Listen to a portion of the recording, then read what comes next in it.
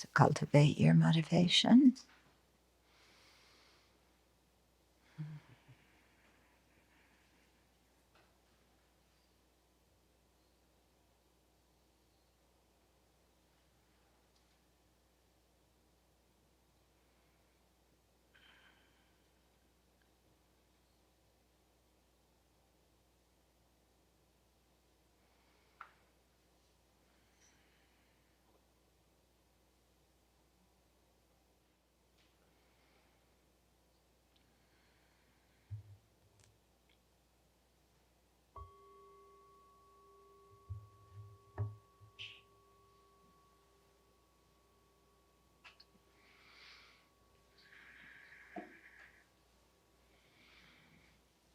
So as we go into the different kinds of suffering and how Chandrakirti is talking about it, do certain phrases in the homage to Manjushri stick out for you more?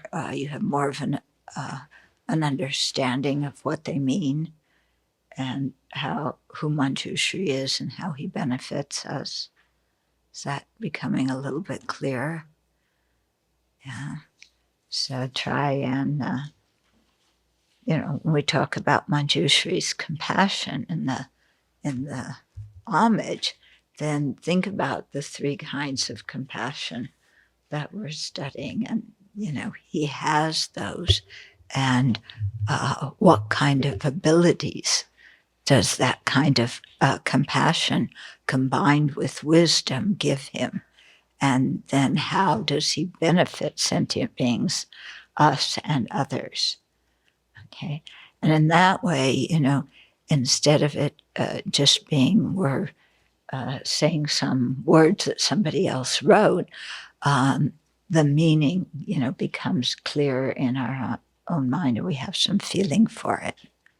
So yesterday we were talking about the first kind of compassion, the compassion that sees sentient beings, and how this one doesn't see sentient beings as impermanent or as empty, but just sees them as they are, as beings going round and around in cyclic existence under the power of ignorance, afflictions, and karma. And when we really think about that deeply, it's quite powerful. When we think of that being an explanation of our own life, it can shake us up. And when we think of it being describing the existence of people we care about, also it's like, oh, because we usually think that people we care about, or strangers, or the people we don't like, any of them, we usually see them in just as they appear to us in this life, with all of our judgments and projections and so on top of them. But when we can train our mind to see them according to these three kinds of compassion, the compassion sees them, it's like, oh, who they are is very different than how I usually look at them. Yeah. So when you are somewhere, you're trying to get a flight and the people ahead of you in line are arguing, instead of like, oh God, here's these people, they're arguing. You think, oh, they're going through these 6 qualities, or, like the bucket. Yeah, the 6 experiences described by the bucket. And that's who they are. That's their situation that they're stuck in. And they're arguing about who's getting on this plane is just some small thing that is again creating the powerful karma that keeps them in samsara. Yeah. And so then you can stand in line and look at them and have some sense of compassion instead of stamping your foot going, oh, these stupid people, why don't they stop fighting? Anyway, I want that seat. Okay, so it completely changes how you look at the situation, which is helpful. It shakes us up, yeah, because we just have this vision of who people are that we never question. Yeah, we never question it. We just think that they are who they appear to be to our confused mind that grasps impermanent things as permanent, things that are dukkha by nature as pleasant, things that are impure as things that are foul as pure, things that lack a self as having a self. We just think, we see them through these veils. Okay, so let's just review the 6 modes like a bucket. The verse again, like buckets in a well, migrators have no autonomy. First, with the thought I, they cling to a self. Then, with the thought mine, they become attached to things. I bow to this compassion that cares for migrators. So that's the first compassion. So we'll review a little bit about that. Okay, so the whole idea of actually, it just starts, that verse starts with clinging to the I. Actually, first we cling to the aggregates. Yeah, our body and mind, we see the aggregates as inherently existent. And then, because they're the basis of designation of the I, then we see the I as inherently existent. Okay. And then we grasp, then we have an attachment to I, and we grasp at whatever we think will make us happy, and we have antipathy towards everything we think will interfere with our well-being or harm us. Okay, and then when those attitudes are manifest in the mind, the mental factor of intention, which is karma, yeah, we act, and that mental factor of intention is involved. So there's the creation of karma. Okay, and then the karmic seeds are on the mind stream. And when different cooperative conditions ripen or come about, then those seeds ripen and the result comes.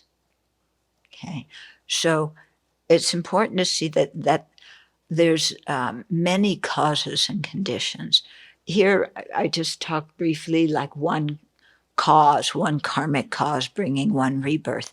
It's not always like that. It can be many karmic causes bringing one rebirth, many causes bringing many rebirths, one cause, a karmic cause bringing one rebirth, one karmic cause bringing many rebirths.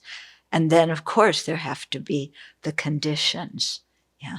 And so that's one reason why it's so important to be aware of the situations we put ourselves in, and to be aware of the people that we hang out with, and to be aware of our relationship with the media and everything that the media teaches us, because it just goes in the mind and creates the cooperative conditions that will make some of this karma ripen, yeah, into more rebirths.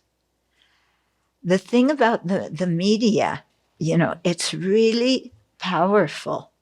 What we learn from advertising, from magazines, from films, from, you name it, let alone social media and all of that. It just goes in the mind. We have no filter unless we make one, and it really impacts how we think and what we do. And that's the whole point of a lot of this media. I mean, what is advertising about? It's trying to make you think you need something that you don't need so that you spend money that you don't have and go in credit card debt to get something that is not going to give you ultimate happiness anyway. Yeah. Don't you think? Isn't that what a lot of, advertising is about? And then all this thing about all the famous people, the movie stars, the sports stars, now there's a new term, there's the influencers. Yeah, somebody invented that term. So you can be an influencer, and then on TikTok, you show off whatever your thing is, and there are people who make millions of dollars a year just doing TikTok. It's shocking, and this is telling us, all these things are telling us who we should be and how we should think, how we should look. Yeah, how we should look if we want to appear to be competent or sexy or whatever the thing is. Yeah, and so it basically makes everybody feel like something's wrong with them because none of us look like the models. Okay. And you look at, some famous person who's wearing some thing, they have all these red carpet events. And you look and you say, gee, am I supposed to look like that? Well, I'm a nun, no, but, when I was a teenager, I was implanted with a lot of that stuff about how I was supposed to look, how I was supposed to act as a girl, as a young woman, And you have to look at that stuff and, call it into consciousness so that you can see how stupid it is. Because if we don't see how stupid it is, it really occupies our mental energy. And we're trying to become like we think society thinks we should be. Yeah. So we create a lot of karma. This creates, the conditions that help karma ripen. Yeah. And it makes us, this poor quality view that Lama speaks about, it just accentuates that. Yeah. And the guys have their own thing about, what it means to be a man, and you have to man up. And, so men are supposed to do this and they aren't supposed to do that. And, and then all the fairy tales we heard when we were little kids. And the pollution we have in our mind from this. And this is all just acquired afflictions. This is not even the innate stuff, but it's implanted in there. And we have to, like I said, bring it into consciousness and say, is this true?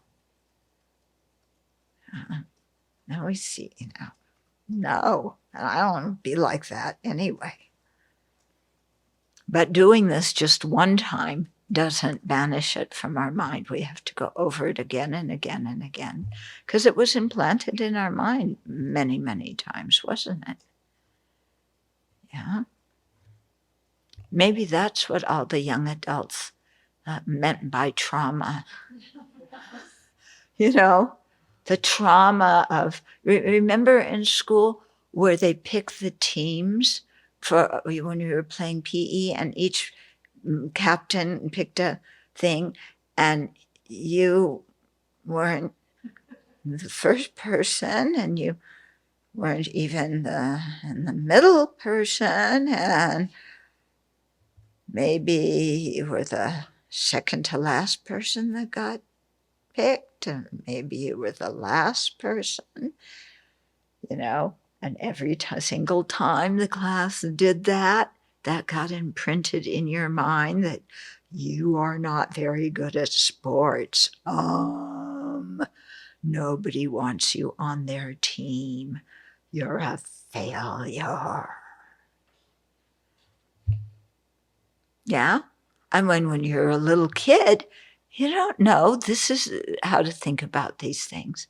And that just goes in. You know, what's wrong with me? Nobody wants me on their team. Yeah. And I'm a klutz. Yeah. Everybody know what a klutz is? Yeah. Okay. Somebody throws a ball and I don't know. It's like I try and catch it, but it doesn't come to me. It goes over there and it goes underneath me and everybody laughs except me because I'm humiliated. Yeah. Okay. So, these are common occurrences, but they make an impression. Mm-hmm. Or when they're, your teacher's passing out the tests that you took. Yeah. And I don't know if you had the same grading system. We have, of course, A, B, C, D, F. Okay. But then there was AE. AE means you're better than A. Yeah, you got everything right. So there's some kids who always get the AEs. And I just got an A and maybe some B's. And mom and dad were not too happy about that. Also because my score in citizenship was D. Yeah, citizenship is code for behavior. Yeah. So you talk out of turn, you do obnoxious things. Yeah. Remember when we all dropped our rulers at 10 o'clock to annoy the teacher? Yeah. And you were the leader of that. So you got in trouble. And, and these imprints go in of who we are in relationship to other people. And we're never the best ones. Yeah. And even if you score an AE, then you're really stressed out because how are you going to do it the next day?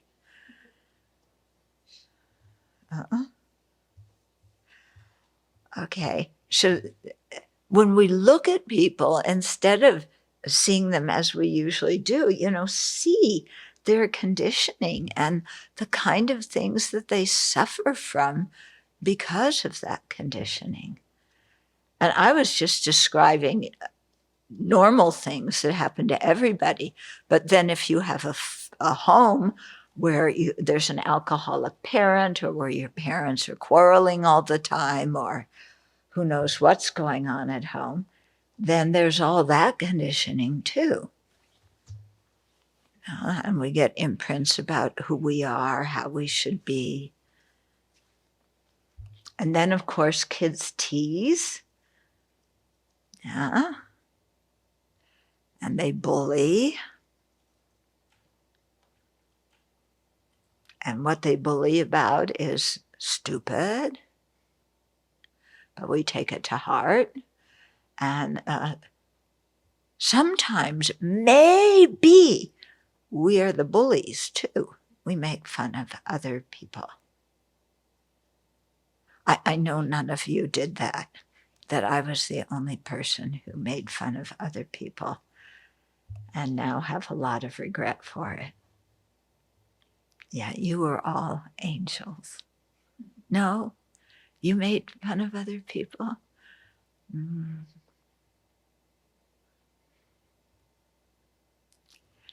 Yeah, huh? Did you make fun of other people?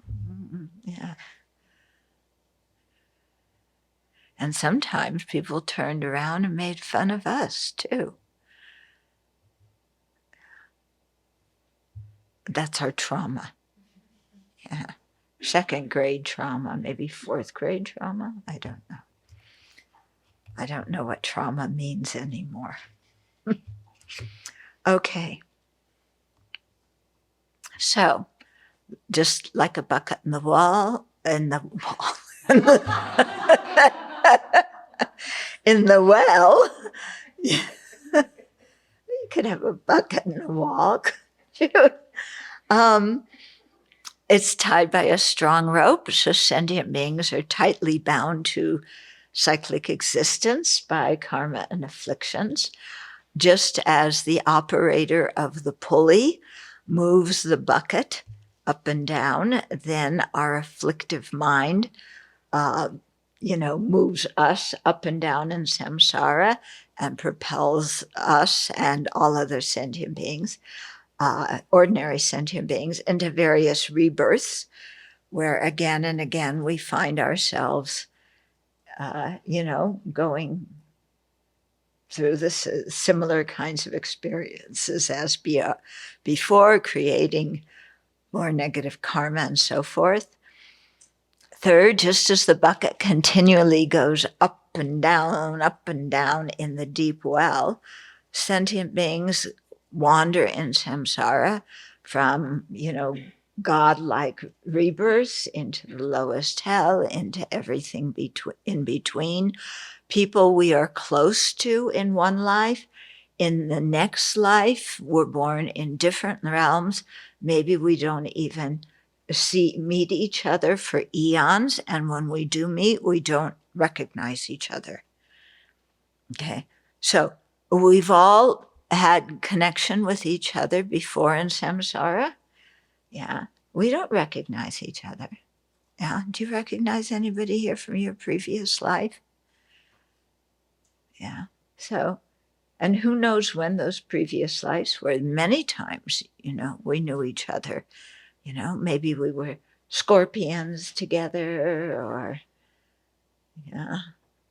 maybe we were the influencers together, with our nose in the air thinking we were so great. Maybe, we were butterflies together. Oh, we have no idea. Or hell beings together. And then, separated. Somebody goes to an upper realm, somebody else goes to a lower realm. Yeah. I read a story recently about an elder couple.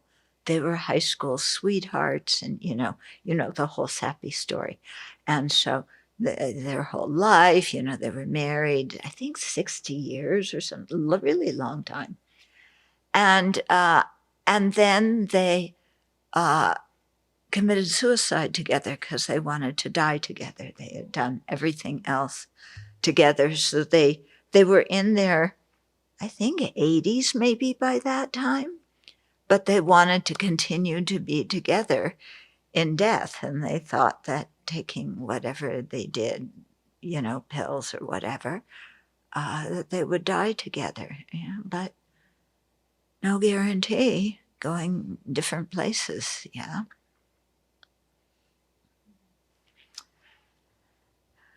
Okay, then 6, the bucket descends easily, but we need a lot of effort to lift it up again. So similarly, sentient beings go down to the lower realms very easily, and with much difficulty create the virtuous karma to be born in as a human or as a deva. Okay, now if you have any doubt about that, then just think about what you see going on every day and what you read about in the paper. And are sentient beings creating more virtuous karma or more non-virtuous karma? Yeah. Huh? Yeah. A lot more non-virtuous. You can see it, you get in your car to go to the store, somebody cuts you off. Anger. Press your horn. Okay. You get to the store, somebody else took the parking space that you want. Some, you have a small car and somebody in a big car who thought they were a big deal took the parking space. Yeah, so now you have to walk a few extra steps to get into the grocery store because of this inconsiderate person, who just went right in front of you as you were approaching the parking space. Oh, yeah, more negative karma. You get in the store. Oh, yeah. The first time I went into a grocery store after my very first Dharma course, yeah, because I didn't know anything before the Dharma course, and they talked about attachment. And I remember going in the grocery store, and I stood in the aisle for cookies. And there were cookies from the front of the store to the back on this side, from the front of the store to the back on that side, every single shelf with cookies. And I stood there and I couldn't decide what cookies to get. Yeah, because if I got this one, what would happen if I got home and I felt like eating that one? But if I got that one, I might get home and feel like eating this one. But I can't really afford to buy both. So which one do I get? And this becomes a very important decision that takes up at least 15 minutes of my precious human life. At least, because I'll finally decide these cookies, put it in the basket. But by the time I get to the checkout counter, I'm not sure I want those ones. I want the other ones. Okay. The suffering of the upper realms. Okay. How you don't know what to buy. Now imagine with that trouble deciding on cookies, what trouble do you have about buying a car or buying a house or buying something more, And, oh my goodness, there's so many things. Yeah. Okay. So, yeah, we're going up and down because we create a lot of negative karma. So easy to go down, difficult to come up. Yeah. And yet we think we're good people. That was so shocking to me when I first encountered the Dharma, because I thought I was a really good person. Yeah. And then I started hearing about the 10 non-virtues. And it was like, oh, I've done all 10. And I started hearing about the disadvantages of the self-centered thought. And like, oh, that sounds like me. And it threw my image of being such a nice person into the garbage. Yeah. And I started really seeing what was going on in my mind.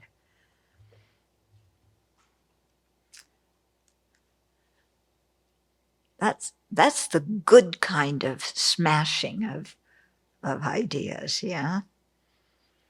And then 5, just as the bucket goes round and round without a discernible beginning or end, sentient beings cycle through the 3 sets of thoroughly afflictive links, the links of the afflictions, of the actions, and of dukkha.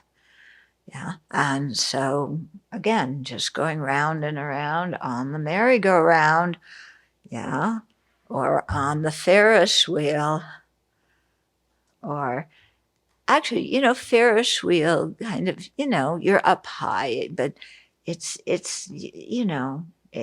the movement is okay. On your carousel, it's not too fast. You go up and down. But samsara is really like being on the Matterhorn at Disneyland. Yeah, have you ridden on the Matterhorn at Disneyland? Yeah. You haven't? Oh, you're deprived. Poor you. Yeah, we should take you to yeah. Because you go up, slowly. And then you go like that. And then you go up some more. And then you go down like that. And then you turn like this. Yeah. Yeah. It's really good for your digestion. And this is what people call fun. This is fun. Have you been, Geshe-la, have you been on the Matterhorn at Disneyland? I've been to both of them. They call them roller coasters? Yeah, roller coasters. Yeah, okay. In Florida and in California. Yes. Oh, boy. Yeah. I've met Mickey Mouse also. Oh! Did Mickey Mouse look at you and say, "Who are you?" Well, Mickey Mouse thought that I might be one of their characters. Oh.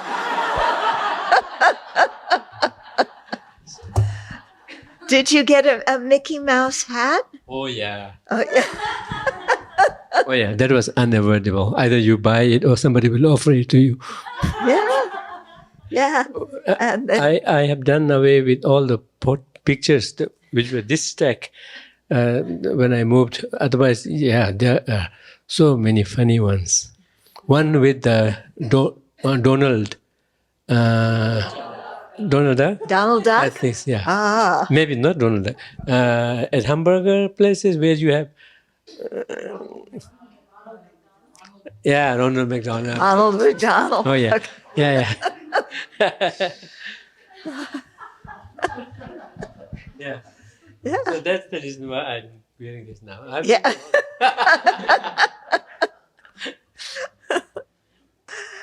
Okay.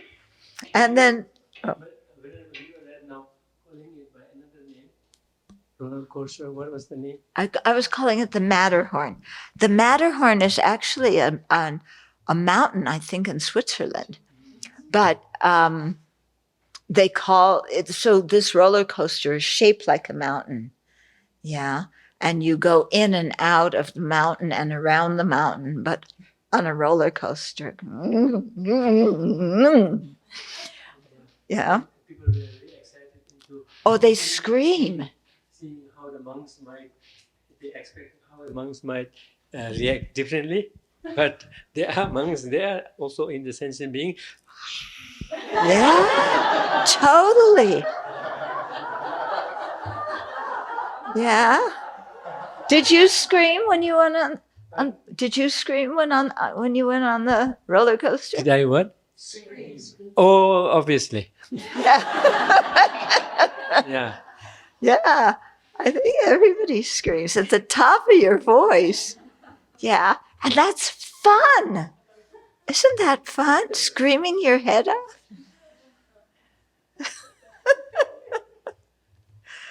Okay. You've seen the best of America. And then 6, the bucket is constantly battered as it forcefully knocks into the side of the well. So it's going up and it's swinging and battered and it closes down and goes clunk and gets chipped and cracked. And so similarly, sentient beings are battered by the 3 kinds of dukkha. Yeah, with no respite, going up and down.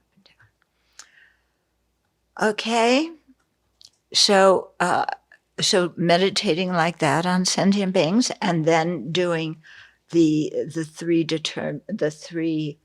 I don't know what they're called.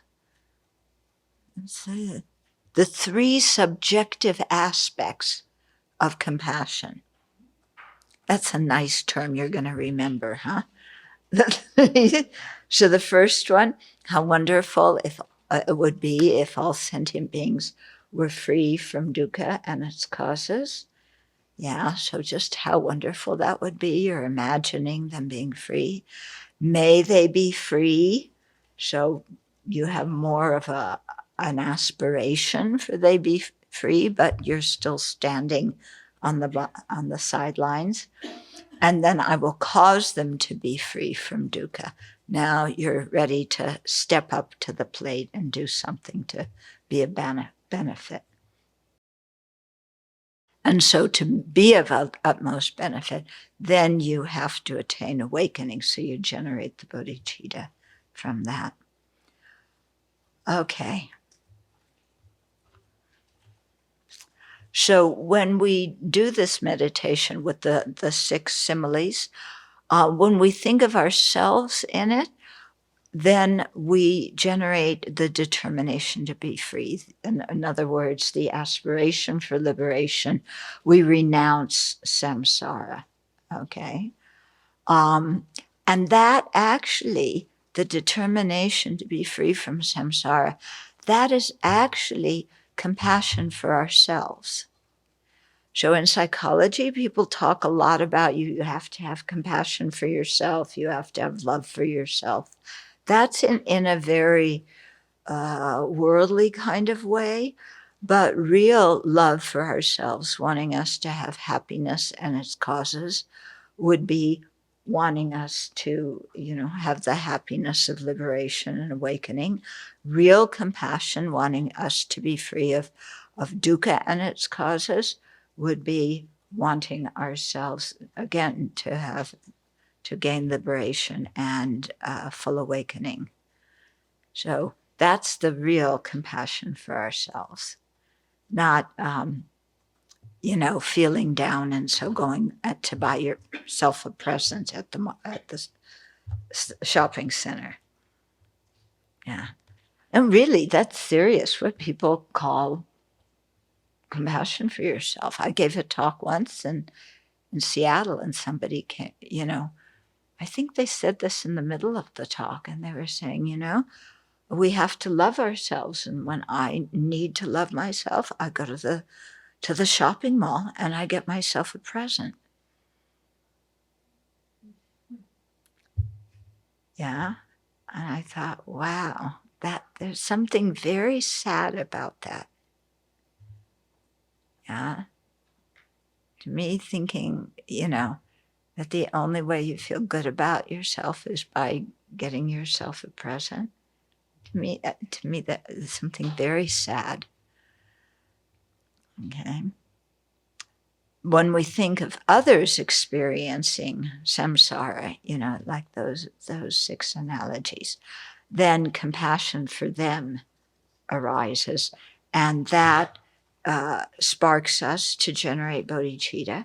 It also sparks us, both of these things spark us to take very firm refuge in the 3 jewels, because we realize that to free ourselves or to free others, we have to rely on the Buddha, Dharma, and Sangha.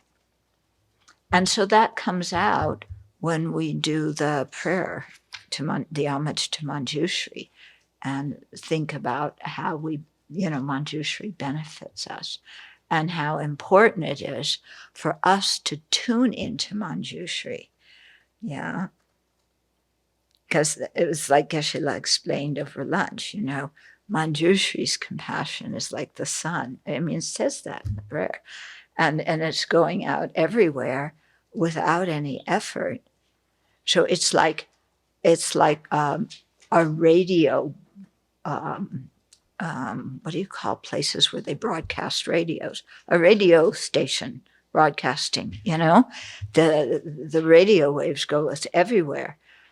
So that's like Manjushri reaching out, and all the Buddhas reaching out. But if you're going to hear the radio, you have to turn your radio on. If your radio's off, they could be sharing, playing who knows what, but you're not going to hear anything. So in the similar way, if we don't turn our mind towards the Dharma, Manjushri and all the other Buddhas could be sending out their enlightening influence, but we don't pick it up. We don't see it. We're just roaming around doing our stuff. Mm-hmm. Okay. So then the second kind of compassion, the compassion observing phenomena. So this verse, or part of a verse, says, homage to the compassion for migrators, seen as evanescent and empty of inherent existence, like the moon in rippling water. It's a beautiful image, isn't it?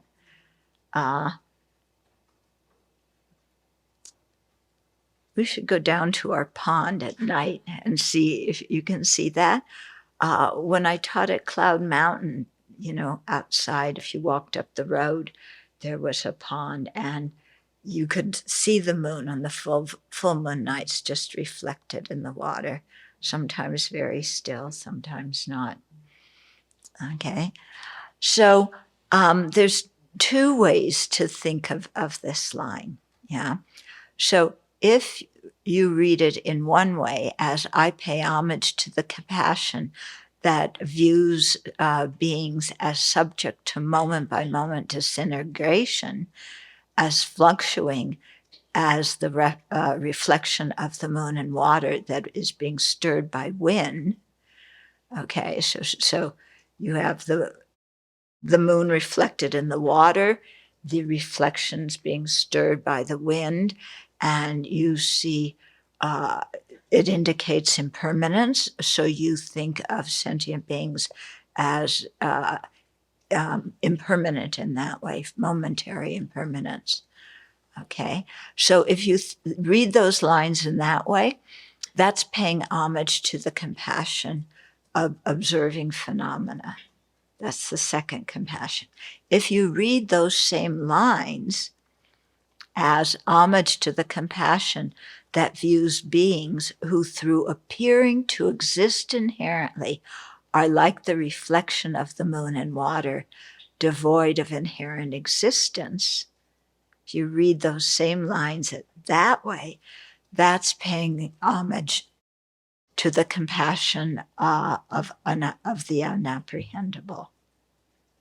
Okay, because there you're seeing, you're not focusing on the transient nature or the fluctuating nature of the reflection of the moon.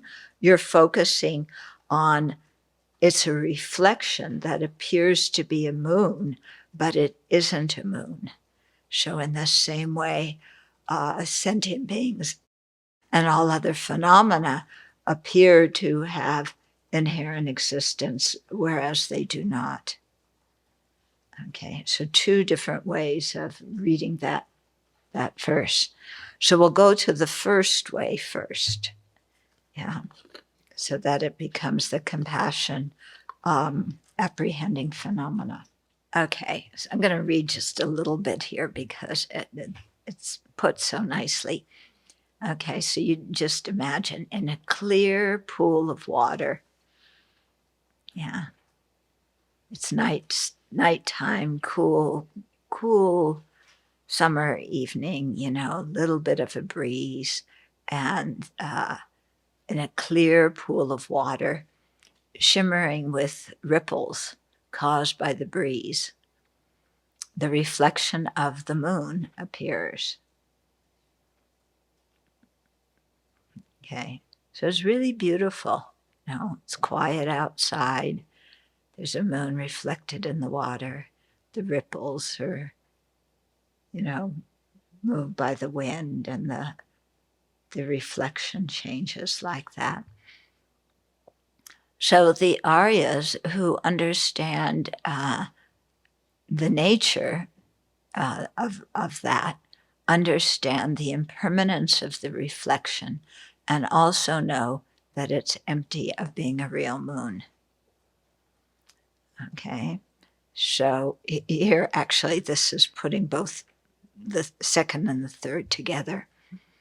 So similarly, bodhisattvas under the sway of compassion observe sentient beings suffering in the ocean of the view of a personal identity, okay, which is continuously filled by the vast river of ignorance.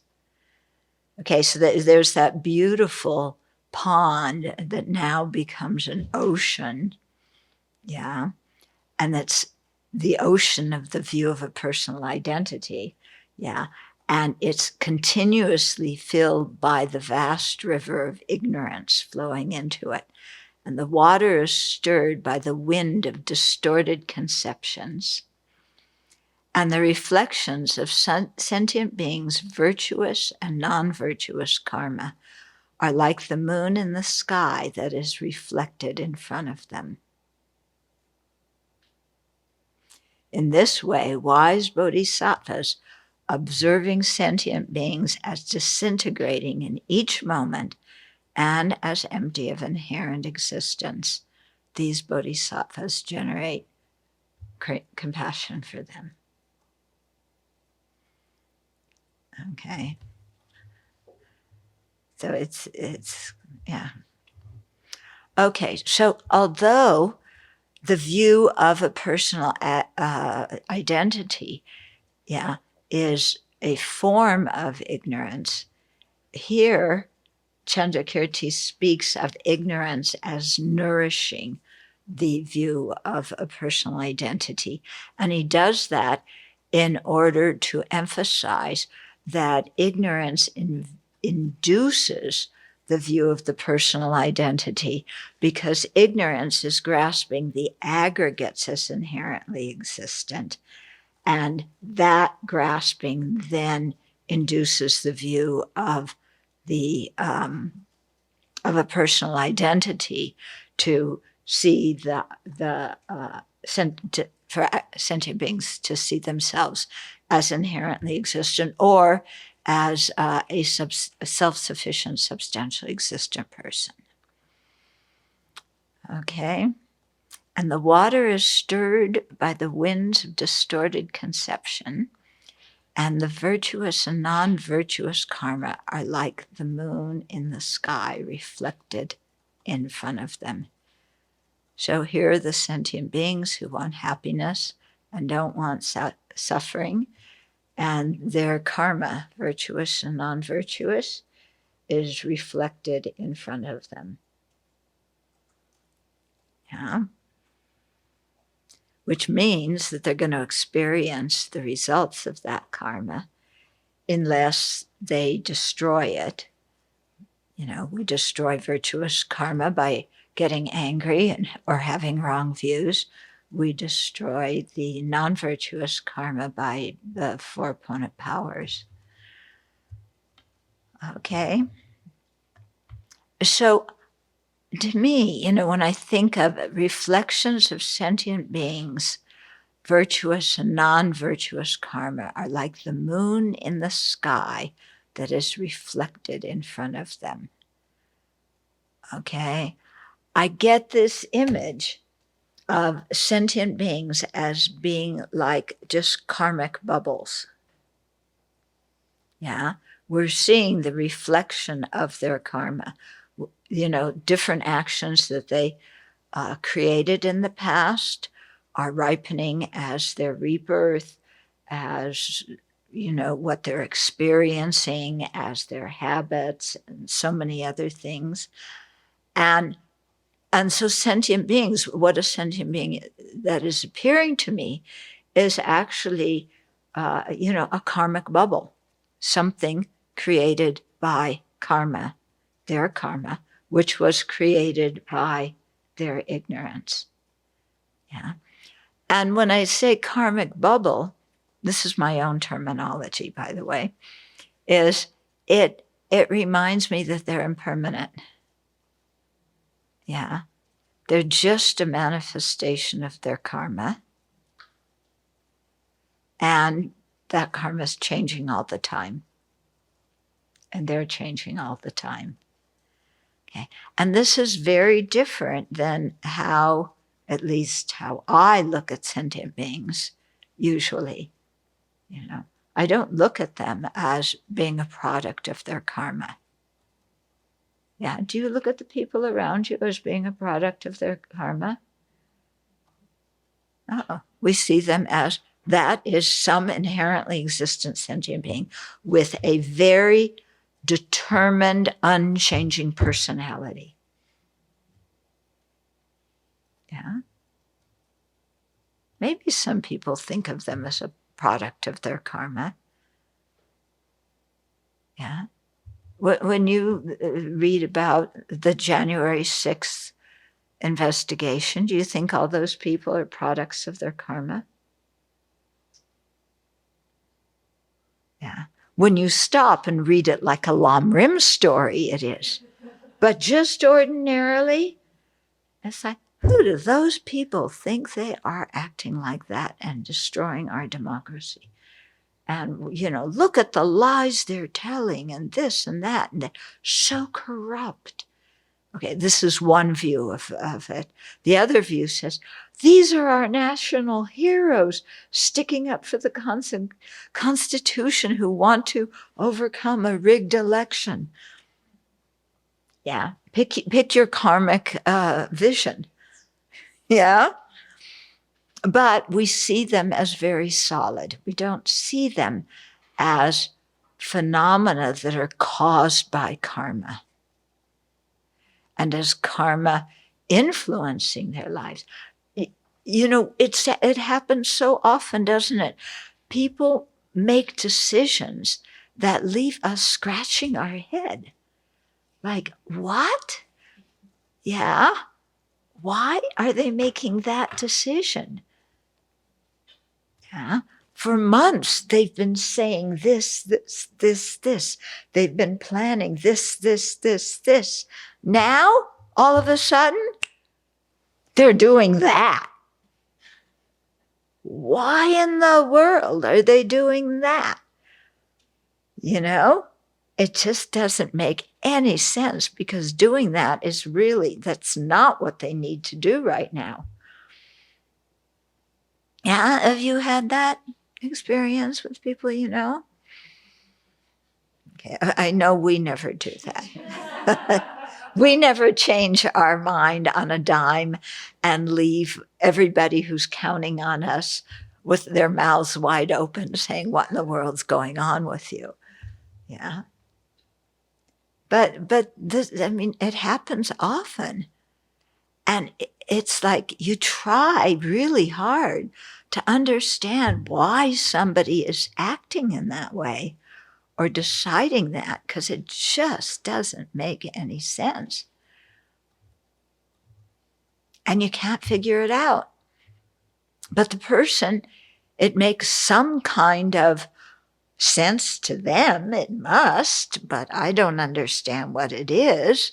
And they go and do that, and I'm sitting there going, huh? Yeah. Why are they doing that? Yeah. Why are they saying for a long time, I'm going to do this, and then they go that way? Yeah. As I told you, we have a thing at the Abbey. Many people want to come, they're coming, they make extensive plans, keep her on Zoom for hours and hours, talking about how to catch the shuttle and how to do this and how to do that. And finally, they're all set and the shuttle's reserved and they have their ticket. And then at the 11th hour, it's like, I'm not coming.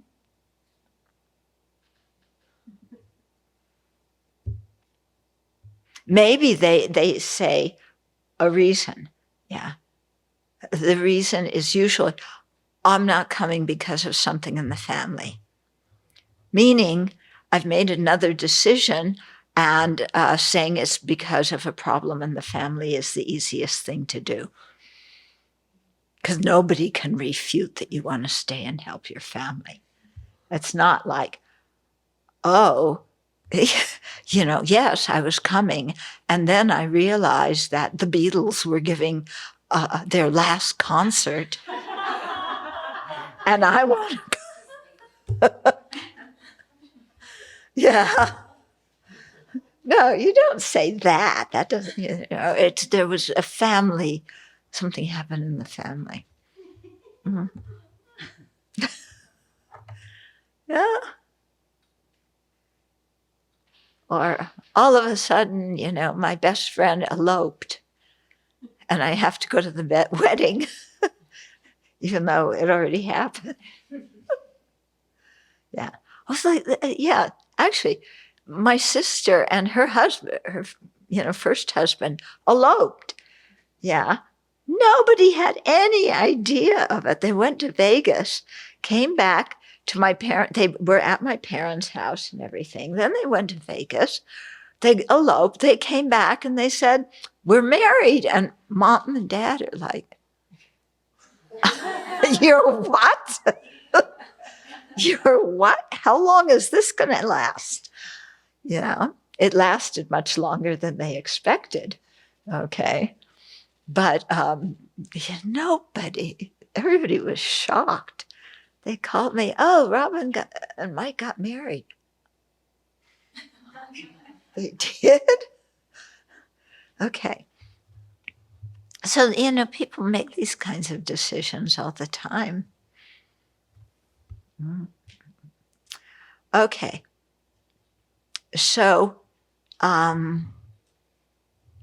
compassion observing phenomena is a contraction for the longer term, which is compassion observing sentient beings who are designated on just phenomena, such as the aggregates and the like. So the phenomena here is referring to the aggregates, the collection of the aggregates. So sentient beings are designated on just the aggregates. Okay. Now you notice here I did not say independence on the aggregates. I said on the aggregates. So those two phrases have different meanings. Okay. So the collection of the aggregates is the referent of the term phenomena in compassion observing phenomena. But the observed object of that compassion is not sentient beings' aggregates. Okay?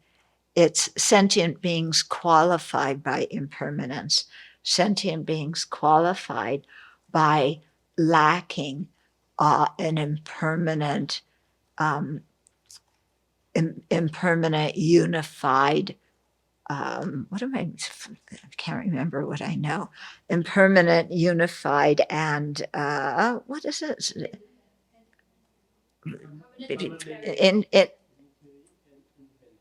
An independent, yes. So I know that.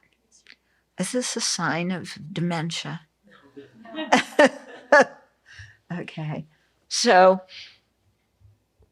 so it's a contraction for sentient beings being qualified by impermanence, sentient beings being qualified by the lack of an impermanent, unified, and independent self, or sentient beings qualified by lacking a self-sufficient, substantially existent self. So any of those three, yeah. So it depends which one of those three on whether the compassion is affected by an understanding of impermanence, whether it's affected by the understanding of the lack of a permanent, unitary, independent self, or whether it's affected by the absence of the sentient beings are qualified by the absence of a self-sufficient, substantially existent self. Okay? So,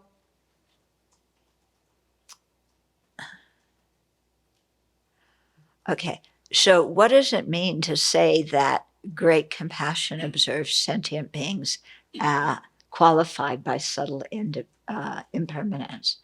Yeah.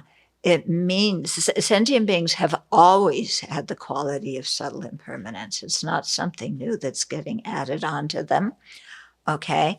But it means that a wisdom that apprehends sentient beings as subtly impermanent, as having subtle impermanence. That wisdom had arisen, and it is now accompanying a mind that apprehends it apprehends that is a wisdom that has previously apprehended the momentary impermanence of sentient beings, accompanies great compassion. Okay, it's so much better if I read it, isn't it? I wanted to do this whole series without reading, but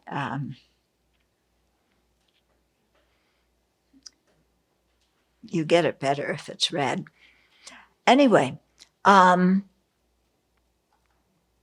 okay, so there's been a mind that has realized subtle impermanence, and it accompanies that is a wisdom mind that realizes the subtle impermanence of sentient beings, and it accompanies the great compassion that's looking at sentient beings.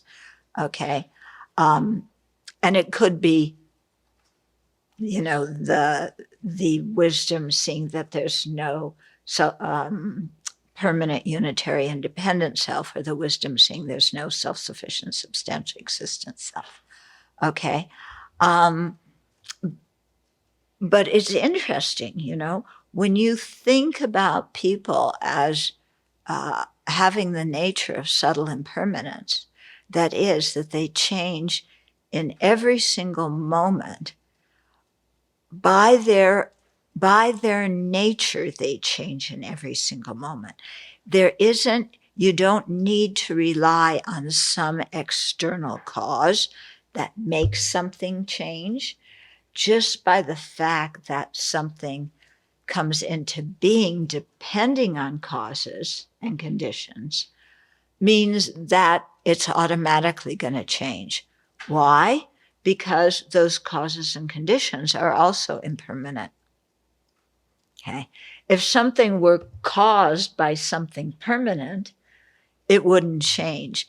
Actually, something that is permanent cannot be a cause for anything. Okay. So here, the causes to create a sentient being are all impermanent. Yeah. If you look physically, creating our body, impermanent causes, right? Yeah. Our mental aggregates, again, they're continuations of previous aggregates that are changing in every moment. Yeah. So it doesn't need the wind to make them change, or it doesn't need somebody to punch it to make it change or anything like that. So it's very interesting. Spend some time thinking of yourself and other sentient beings as being changeable in that nature, in that way. Yeah. And it really affects how you see people if you see them as impermanent, because you think about the dreams and hopes of people. Everybody has what they want their future to look like, dreams of it. They have hopes for the future. Parents want their kids to have a better life than they have had. Everybody, is doing all sorts of things to bring all sorts of results, and putting so much effort into doing these actions to bring certain results. But sometimes they create the cause and the cooperative conditions aren't there. The result doesn't come. Sometimes they don't create the cause, even though the conditions are there. The result doesn't come. Or the result comes and then it evaporates very soon. Or it comes and you get what you want and it's totally, it's not what you expected and you're disappointed. So just think about, here are all these people, trying so desperately to have a life with security, to have a life with predictability. Yeah, to have a life where they feel they can control it and they can bring about the things that they want for themselves and their family, and they can bring about the things they want for society. And so they work very hard in this respect. And yet they're transient. And whether their dreams are actualized, uncertain. Yeah. Whether their dreams wind up making them happy, uncertain. Yeah. Whether their dreams last, even in the sense of coarse impermanence, uncertain. And yet they keep trying and doing one thing after the other, grasping at security and predictability and control. But they have a nature of impermanence. So what they're grasping at is impossible to acquire.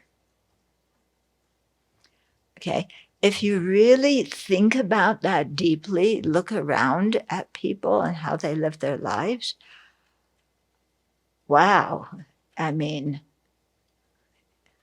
you really get some understanding of what dukkha is, and you can't help but feel some compassion for what they're going through. Mm-hmm. And we see this same grasping for permanence and predictability and control even among us Dharma practitioners. Yeah, we want to structure everything in our life.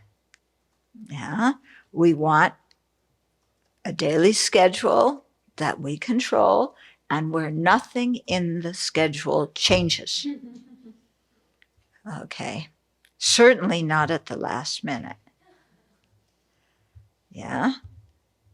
So the laundry is done on these days and it should start at exactly this time and be finished at that time and be folded by the next time. And that's the source of my happiness. Yeah, because if it isn't washed by this time and folded by that time, yeah, then I'm upset. My whole daily schedule and what was supposed to happen today is cattywampus. Huh? So, it's there. This is our life, isn't it? And you can see how by our way of thinking, we cause ourselves so much misery thinking that we can actually, not just pin everything down, nail it and put Gorilla Glue with it, so it's not going to change. Yeah. And whatever relationship you have with somebody is similar, unchangeable. Yeah. I love you forever until, or somebody says that to us. They love me forever. And then they change their mind.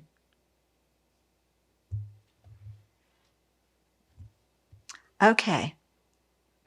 So this really helps us see the dukkha that sentient beings live with. And this is our own dukkha. I mean, we're no different. Okay.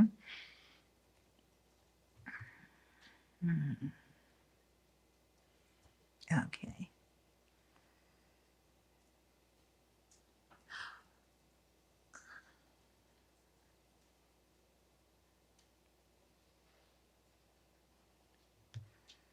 Okay. So blind to this transitory nature, we cling to the notion that we and everything around us is reliable and unchanging. That's stupid to think like that, isn't it? It's totally the opposite of the way things are. And we know that intellectually. Yeah? To what extent does our own thinking change? Okay. When we realize that sentient beings change moment by moment, we implicitly know that they do not have a permanent, unitary, and independent self or soul, as asserted by the non-Buddhists. And as we may even believe ourselves, because that's what we were taught when we were little. Okay?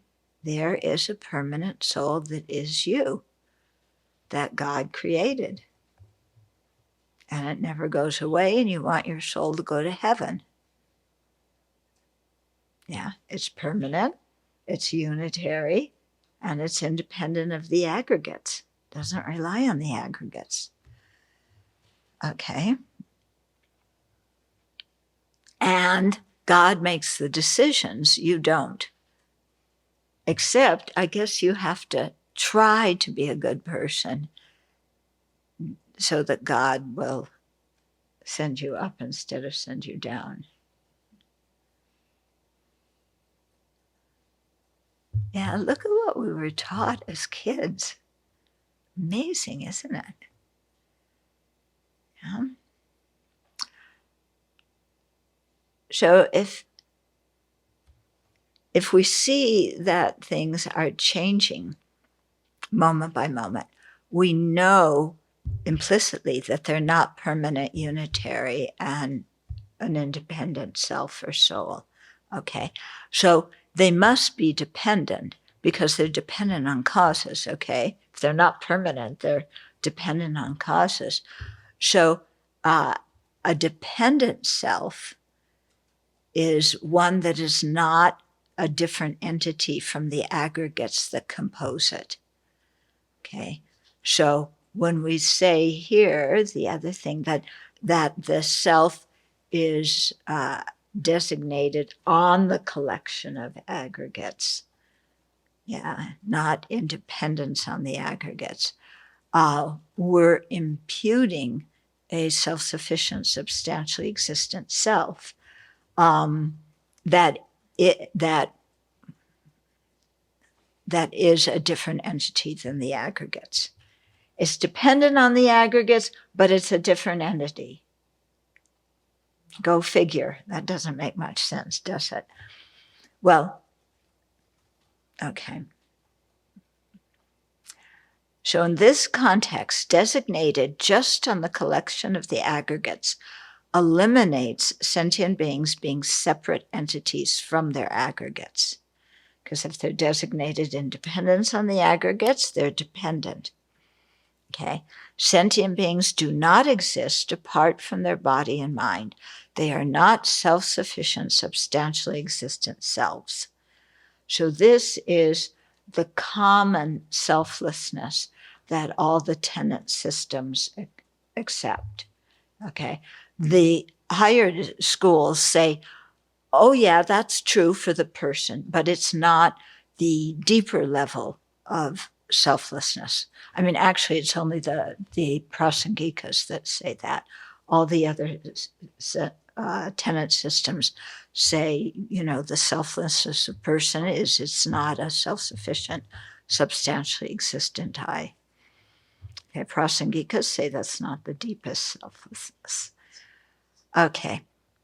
So saying that a person is designated on just the collection of the aggregates means, okay, here's the meaning of that phrase, that in order to cognize the person, we have to cognize one of their aggregates. So this kind of dependence is fairly easy to understand and to recognize. If I want to see you, and recognize you, I have to either see your body, hear your voice, or maybe I have some kind of special power and know your mind, okay? But I have to see one of the aggregates in order to know that you are there, that another person is there. So it's that kind of dependence on the aggregates. Okay, it's not the way the Prasangika talk about depending on the aggregates. Okay, so considering the fact that sentient beings change moment by moment, like the reflection of the moon in water rippling in the breeze, that wakes us up to a reality about our lives, that there is no lasting or fixed security in samsara. Our bodies and minds, and therefore our identities and our self and everything that we like, are like the reflection of the moon in rippling water, changing in each moment. Okay, observing that sentient beings grasp impermanent things as permanent and know that they suffer intensely because of that grasping stimulates compassion in our hearts. Okay, so we've meditated on subtle impermanence. We look at sentient beings, see that they are characterized by subtle impermanence, but that they don't recognize that they are. They think they're permanent. They think everything can be controlled and made secure and made predictable. And that's because they don't understand impermanence. But that brings them a great deal of dukkha, because they have expectations that crumble, one expectation after another one, because we think, if first of all, we believe whatever we expect is going to be true, and second of all, we think it's permanent. So even if we get what we expect, we think it's never going to disappear. And so that is a setup for a lot of dukkha. It's interesting. Spend some time looking at your life and what kind of suffering have you personally experienced because of things changing. Especially in relationships. Now, here's the interesting part about change in relationships. When we want the change, it is not dukkha. We want the change. We affect the change. It's not dukkha. We're headed towards something else that we think is going to be our ultimate happiness. If we don't want the change and it happens anyway, that's when we experience dukkha. Okay? Because we didn't want it, we have no control over it. It happened, and we're left standing there with our mouths going, what happened to me? What happened to us? Subtle impermanence. We're swimming in it. It's the water we live in. Why don't we see it? Okay. So that helps the quality of our compassion for them deepen, because we really get a much deeper understanding of why sentient beings have dukkha and what kind of dukkha they experience. Okay, so that changes the quality of our compassion. Let's say sentient beings were not characterized by subtle impermanence, and that they could control things and make things predictable and secure. We wouldn't look at them the same way. They can control everything in their life and make it the way they want it. My compassion is minimal. They don't need it. But when you see that they're swimming in subtle impermanence and what happens to them, what they experience because of that, then that affects the quality of our compassion. Yeah, because we see they suffer on a level that we didn't know before, and we're just becoming aware of. Okay.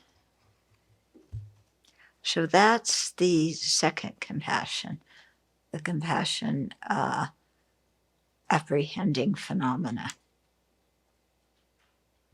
Phenomena meaning the aggregates. Yeah. Okay, so maybe 1.5 questions. Yeah. As I'm listening to this, I'm starting to wonder, because each of these compassionate minds has to be influenced by a meditative, like a yogic direct perceiver, actually. Well, Okay, but anyway, it needs there's to be different degrees. Yeah, different degrees of it. But still, when we talk about these 3 kinds of compassion, I never thought of them as actually being in meditative states only. That they were like, you would have that compassion after you had this realization. Yeah. But now I'm wondering, is this here, as it's describing, it's in meditation? It could be in meditation, and after you come out of meditation, the hangover effect. Yeah. So the hangover is in the subsequent. No, it could be even when you're meditating. The hangover is from seeing them as impermanent. Yeah. And then in you're meditating, you're seeing them as impermanent. Yeah. And then you combine that with the mind of looking at sentient beings, and you have that compassion in your meditation session. When you get up from your cushion, it doesn't mean that everything vanishes. It takes a while. Yeah. And depending on how familiar you are with a certain understanding, it can take a longer time, or you may forget it, and then you come upon a situation and you remember the feeling that you had in your meditation. Okay? So we shouldn't try and put things in too many boxes. It came up because I think I've always thought of it too generally. Right. Anyway, that's helpful. Thank you. Okay. Yeah. I've never heard the term wisdom sadness. There's wisdom fear. But it seems like sadness is a component that happens before compassion, because you look at this situation and it's natural, right, that sadness comes. You don't want it to go into despair, but it really is a sad situation. Yeah. Yeah. There's a sadness that comes from wisdom. There's a sadness that comes from despair and broken dreams. Just like there's a wisdom fear that is aware of, the possibility of bad rebirths if we don't do some purification. And there is a psychologically crazy fear that is just panicked and out of control. Yeah. So I'm just checking that sadness is okay as a response. It's not a question of okay or not okay. Yeah. It's a question when you want something good for somebody. Yeah. Then you feel sad. It's the opposite of rejoicing. Yeah. In that way, you feel sad. Yeah. But the sadness is not, oh my God, look at that. That's so sad. That's so unfortunate. Oh, I know exactly how they feel. Oh, it's so sad.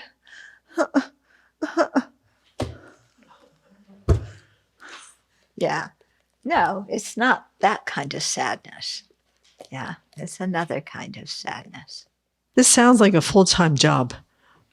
Yeah, because we have to be paralleling this in our own experience to be able to see that we are characterized by impermanence, that we want security and predictability. So it's almost like we're in tandem trying to generate the compassion for others and still getting our wisdom up to speed so we have the experience ourselves. Yep. And this is a big ask